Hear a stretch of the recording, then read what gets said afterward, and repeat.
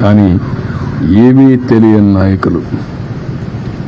కనీసం వీళ్ళ పీరియడ్లో ఆ రోజు ఏదైతే మనం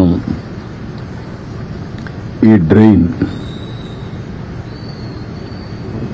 బుడమేరు డ్రైన్ కనీసం బ్రీచ్ అయింది కూడా తెలియదు. బుడమేరుకు గేట్లు ఉన్నాయని మాట్లాడతారు. వీళ్ళు ఎట్లా సీఎంలు అయ్యారో నాకైతే అర్థం కాదు. అది నేరుగా వస్తుంది, దానికి కాలువలో వచ్చి పోతే కృష్ణాకి వెళ్తుంది, అది కూడా తెలిసి ఉండదు. లేకపోతే కొల్లేరుకి పోతుంది. తెలియాలని లేదు, కనీసం తెలుసుకోవాలని ఉండాలి. అది కూడా తెలియకుండా మాట్లాడే పరిస్థితి. ఇంకొక పక్క మా ఇల్లు కాపాడుకోవడానికి బుడమేరుకు నీళ్లు పంపించామంట. ఏం మాట్లాడతారండి? ఎంత అజ్ఞానం, లేకపోతే విచ్చలవిడితనం. ఏది చెప్పినా నమ్మతారని, ఏదో ఒకటి వాగితే ఏమీ చేయలేదని. వచ్చింది వర్షాలు నిన్న రాత్రి జరిగింది. తెల్లవారే కొందుకు అందరూ పరిగెత్తి ఎక్కడెక్కడుందో అన్ని జిల్లాల్లో కూడా ఫుడ్ పాకెట్స్ తయారు చేసి కొన్ని ఎయిర్ లిఫ్ట్ చేస్తున్నాం, కొన్ని తెప్పిస్తున్నాం. ఇక్కడ హోటలర్స్కి అందరికీ చెప్పాను, ఇది మీ బాధ్యత. గవర్నమెంట్ ఈరోజు మేము డిమాండ్ చేస్తున్నాం, కమాండ్ చేస్తున్నాం, ఆదేశాలు ఇస్తున్నాం. ఎవ్వరికి ఎగ్జంప్షన్ లేదు. మీరు ఇన్ని లక్షల పాకెట్లు చేయాలంటే చేయాల్సిందే. మీరు సప్లై చేయమని ఆదేశాలు ఇచ్చాం. ఎందుకు? దేనికోసం? ఇది పబ్లిక్ ఇంట్రెస్ట్. ఇది మా ఇంట్రెస్ట్ కాదు. ఒక పబ్లిక్ ఇంట్రెస్ట్ అయినప్పుడు, ప్రజలు ఇబ్బందుల్లో ఉన్నప్పుడు ప్రభుత్వానికి ఒక విస్తృతమైన అధికారాలు ఉన్నాయి. ఎంతవరకు హ్యూమన్లీ పాసిబులో అన్నీ చేస్తున్నాం. బోర్డ్స్ తెప్పించాం, మనుషులు తెప్పించాం, ఫుడ్ అంతా సప్లై చేయించాం. సెక్రటరియేట్ మొత్తం ఈరోజు మీరు చూస్తే కలెక్టరేట్ని సెక్రటరియేట్గా చేసుకొని చీఫ్ సెక్రటరీ మొదలుకొని చీఫ్ మినిస్టర్ మొదలుకొని ఇక్కడే ఉన్నాం. దాన్ని కూడా వక్రీకరించి మాట్లాడే పరిస్థితికి వస్తున్నారు. వీళ్ళకు బాధ్యత లేదు, నాకు బాధ్యత ఉంది. హరికేన్ తుఫాన్ 96-97 రాజమండ్రి ఆర్డీఓ ఆఫీస్ని సెక్రటరియట్గా చేసుకుని ఆల్ సెక్రటరీస్ని రమ్మని వారంలో మళ్ళీ అన్ని పనులు పూర్తి చేసి నార్మల్సీ తెచ్చిన తర్వాతనే హైదరాబాద్కి వెళ్ళాను. ఆ రోజు మొత్తం మీరు చూస్తే 21 సీట్లుంటే 99 ఎలక్షన్లో 20 సీట్లు మేము గెలిచాం. అదే విశాఖపట్నం ఉద్హూద్. నేరుగా నేను విశాఖపట్నం ఉద్హూద్ తుఫాన్ వచ్చినప్పుడు వచ్చి అక్కడే ఉండి అసాధ్యం అనుకునే దాన్ని ఒక వారంలో సాధ్యం చేశాం. ఎవరు మెజర్ చేసినా ప్రీ హుదూద్, పోస్ట్ హుదూద్ అని విశాఖపట్నాన్ని అభివర్ణించే పరిస్థితికి వచ్చారు. అందుకే లాస్ట్ ఎలక్షన్లో 4 సీట్లు గెలిచాం. ఈసారి అతిపెద్ద మెజారిటీతో గెలిచాం. తిత్లీ అక్కడే ఉన్నాం. ఆ రోజు కూడా సెక్రటరియట్ పండగలున్నా కూడా కాదని అక్కడ ఉన్నాం. 5 ఏళ్ళు అంటే ప్రభుత్వం మంత్రి కానీ ముఖ్యమంత్రి కానీ ఎవరైనా సరే ఒక్కరోజు ఫీల్డ్కి వచ్చారా? ఒక్కరోజు వచ్చాడు ఫీల్డ్కి. అది కూడా రెడ్ కార్పెట్ వేసి పెద్ద ఎత్తున ఫీల్డ్ విజిట్ చేశాడు. మామూలు కార్పెట్ వేసుకొని ఫీల్డ్ విజిట్. ఇప్పుడు పాపం విధి లేని పరిస్థితిలో బురదలో దిగాడు. ఎందుకు? దిగకపోతే గతి లేదు కాబట్టి. ఏంటి రాజకీయాలు, చెత్త రాజకీయాలు. ఏం మాట్లాడుతున్నారు మీరు? మీరు మాకు తుఫాన్ గురించి, సైక్లోన్ గురించి, డిజాస్టర్ గురించి మాట్లాడే పరిస్థితి మీకుందా? తెలుగుదేశం పార్టీ ఎప్పుడు కూడా ఒక బాధ్యత కలిగిన పార్టీ. ఎవరికి ఎక్కడ కష్టమున్నా సమర్థవంతంగా, అది కూడా ఒక శ్రద్ధతో పనిచేసే పార్టీ. పేదవాడికి ఎక్కడా ఇబ్బంది లేకుండా చేయడం కోసం అన్ని విధాల ప్రయత్నం చేసే పార్టీ. దాన్ని వెకిలి చేసి మాట్లాడడం, లేకపోతే వీళ్ళ యొక్క క్రిమినల్ నేచర్, ఆ క్రిమినల్ నేచర్తో ఏం చేస్తారో తెలియదు మనకు. వాళ్లే నేరాలు చేసి ఆ నేరాలు వేరే వాళ్ళపైన వేసి తద్వారా రాజకీయ లబ్ధి పొందాలని ప్రయత్నం చేస్తారు. చాలామందికి అనుమానం ఉంది రాష్ట్రంలో, ఏంటి ఇవన్నీ ఎట్ట జరుగుతున్నాయని.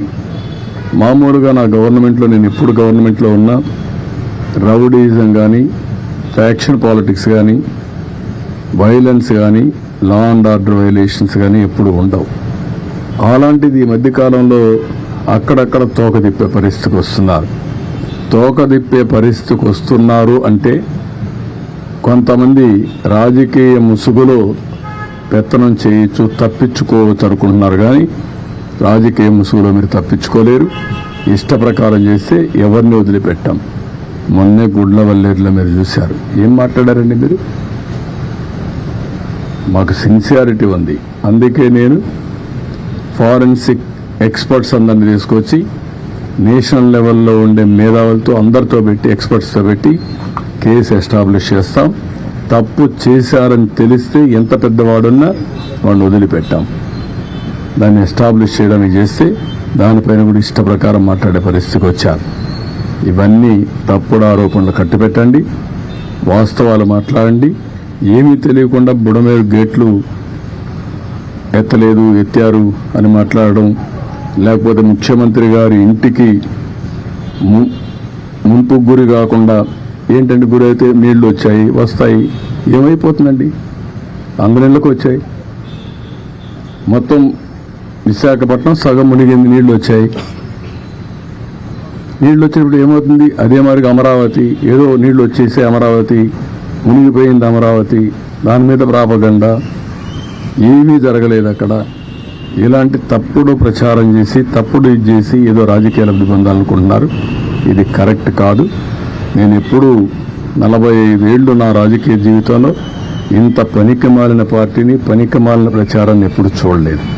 ఏది ఏమైనా తెలుగుదేశం పార్టీ చాలా స్పష్టంగా ఉంటాం. ఎక్కడికక్కడ ఇలాంటి తప్పుడు ప్రచారాల్ని ఖండిస్తూ, ఎవరైనా సరే నేరాలు చేసి రాజకీయ లబ్ధి పొందాలనుకుంటే మాత్రం చాలా స్పష్టంగా ఉంటాం. ఆ విషయం గుర్తుపెట్టుకోవాల్సి హెచ్చరిస్తున్నాం. ఎవరికి ఇవ్వాలి? ఎవరికి ఇవ్వాలి ఇన్ఫర్మేషన్ తెలియదా? గేట్లు ఎత్తడంలో ఇన్ఫర్మేషన్ ఇవ్వలేదా? ఏ గేట్లు ఎత్తే ఎప్పుడు ఇన్ఫర్మేషన్ ఇవ్వాలి? ఫస్ట్ నుంచి ఎవ్రీడే మీరు, నేను, ప్రజలు అందరికీ, రైతులకు ఇన్ఫర్మేషన్ ఇవ్వలేదా? ఆల్ ప్రాజెక్ట్స్ని జాగ్రత్తగా మేనేజ్ చేస్తూ ఏ ప్రాజెక్టులో ఎంత వాటర్ ఉందని చెప్పలేదా? పైన ఎంతెంత వాటర్ వస్తుందని ఎప్పటికప్పుడు చెప్పలేదా? ఏ రోజు జరిగింది? లాస్ట్ డే ఏదైతే మన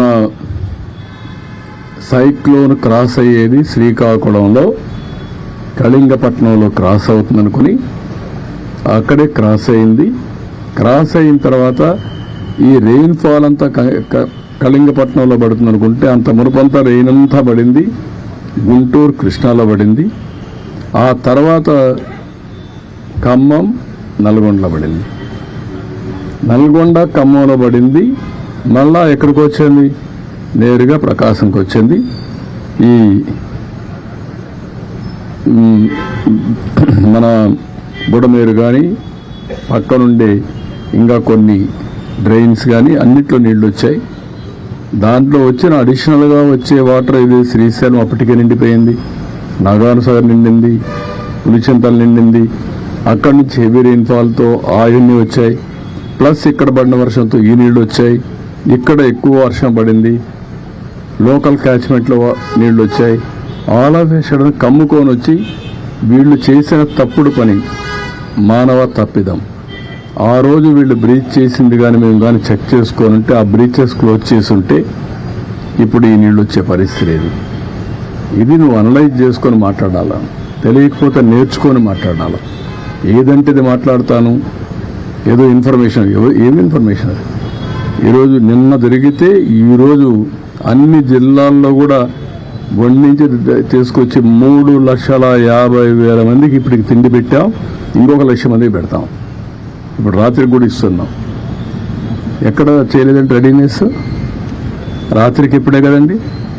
రాత్రి జరిగితే తెల్లవారే కొందికి ఒక 120 బోట్లు తెప్పించామే. ఎక్కడి నుంచి వచ్చే బోట్లు, ఎక్కడి నుంచి ఆపరేట్ చేస్తాం మీరు చూడలేదా? మరి అక్కడి నుంచి మొత్తం ఫుడ్ అంతా కూడా తీసుకెళ్ళాం. ప్రొక్యూర్ చేశాం.